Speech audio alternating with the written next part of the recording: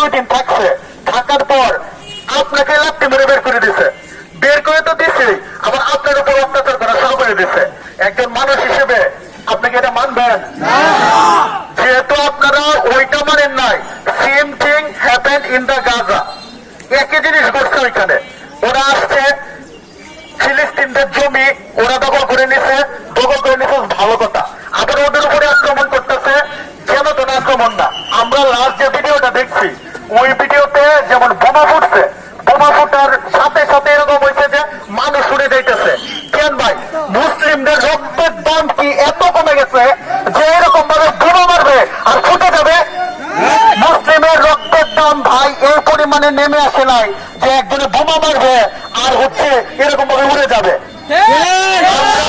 আমাদের ফিলিস্তিনে যে গাজা উপত্যকা, এর চারপাশে কারা আছে? লেবানন আছে, সিরিয়া আছে, ইরাক আছে, ইরান আছে, ইজিপ্ট আছে।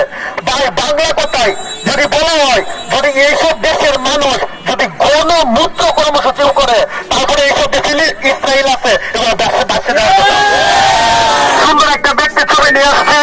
আমরা আমাদের যত ঘৃণারা সবাই এখানে দেবো।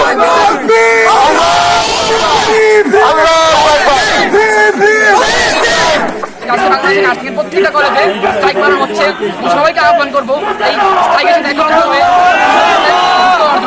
এবং ফিলিস্তিনের জন্য ফান্ড কালেক্ট করার জন্য।